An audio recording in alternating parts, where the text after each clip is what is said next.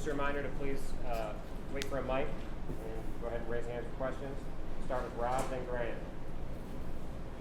Coach Kennedy tonight, just for a freshman, I don't think he took a bad shot. It looked like he dribbled into trouble one time and got the hook. But just what did you think about his maturity out there?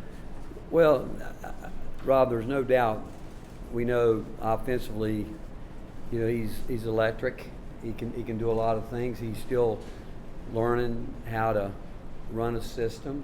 He's defensively is learning that there's a lot of guys that have the ability to go by him. And tonight defensively he was reaching, lunging.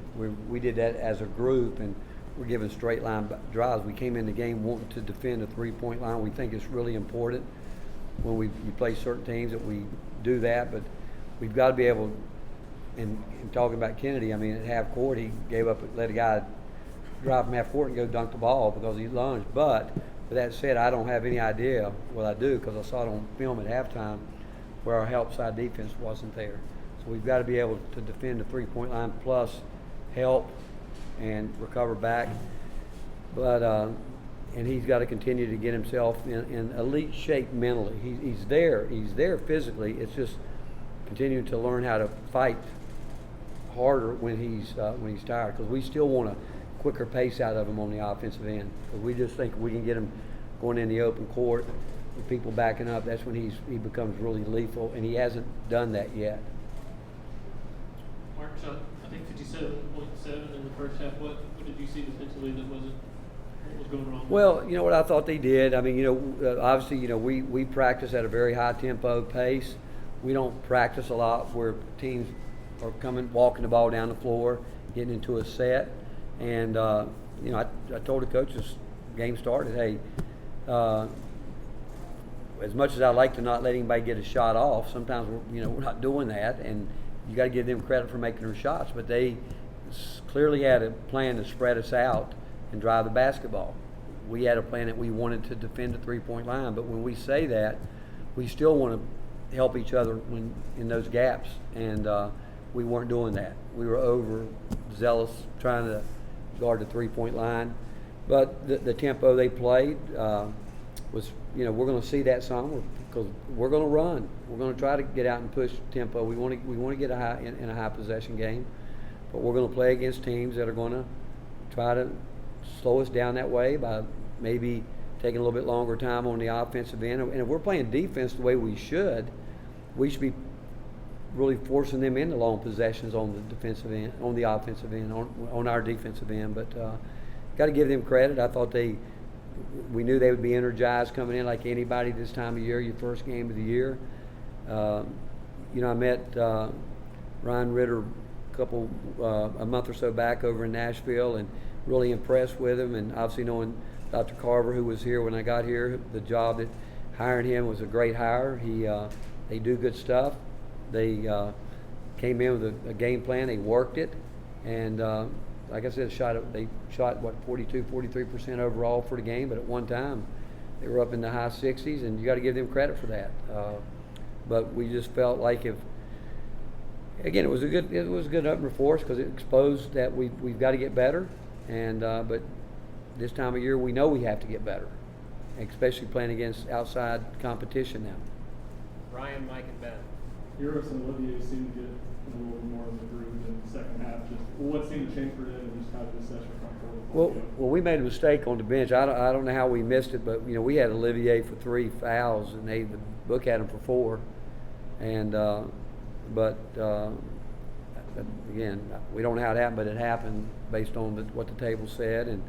But Olivier, the more time he gets, the more we expect him to settle in. He did a yeoman's job on the boards. He got a double-double, but it was his effort to go get it. He was going after it. He picked up his 3rd foul, I guess, the one when he went in, and I told him, I said, you went into the guy as opposed to going up. But I think the more he plays, the more he'll settle in. And at the end of the game, we were there watching him. He kept wanting to switch, which honestly we were happy with it, because we think in today's game you've got to have a post guy that can switch out on guards and guard them. And the fact that he was locked into it and wanting to do it, even though that wasn't the defense we were calling for, we really kind of liked it, because he was like, hey, I'm going to show I can do this. And overall, he did a pretty good job with it. And Urosh, again, I think the same thing, getting time. They need time. Obviously, get Fulke back, Brandon. All this is new for all of them, really, because none of them have played big minutes in games yet. So every minute they get, it's important. Rick, what do you think this team's defensive potential is, and what will it take to get there? I didn't hear the last part. What do you think it will take for this team to get there defensively to where they need to Well, go? again, they followed early what we said. Now, we have never, ever said to them, we're going to guard the three-point line and forget about help defense. We've never, ever said that. And we were anxious, there's no doubt. We were trying to make great plays, reaching, lunging for the ball, trying to make a play. Josiah actually said that and got driven by. And I said, look, we got to make plays as a team. It can't be one guy going off like I'm going to try to swipe if I miss, putting our team in trouble. But I thought Joe did a good job too. He didn't make a bunch of shots, but he had 5 steals, 4 blocks, and Mike, it's again, until we develop a rim protector, we've got to rely on our gaps, the discipline. We've got to have discipline on the white line, being there to help, and then obviously that puts us into, if we can stay in front of the ball, it solves a lot of problems. And we did a better job.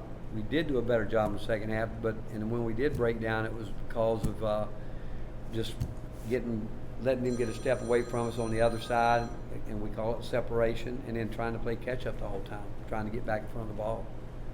There's nothing that they did that we can't fix if we have the mindset to fix it. Rick, I know you all are okay with taking more threes this year. Has your mindset changed on what a good three looks like from last season? Now that you all are taking more, or what does a good three look like now that Well, you're taking more? I'm trying to think right here. I thought we went. I don't think our guys quite yet have a feel, because there's a fine line. There's really a fine line about we worked hard. We're open in rhythm with shots that we practice. We're going to take them. But with that said, we have to have an offensive rebounding mentality.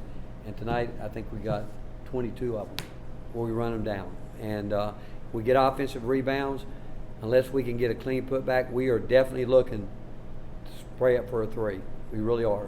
Because to us, it's an extra possession. And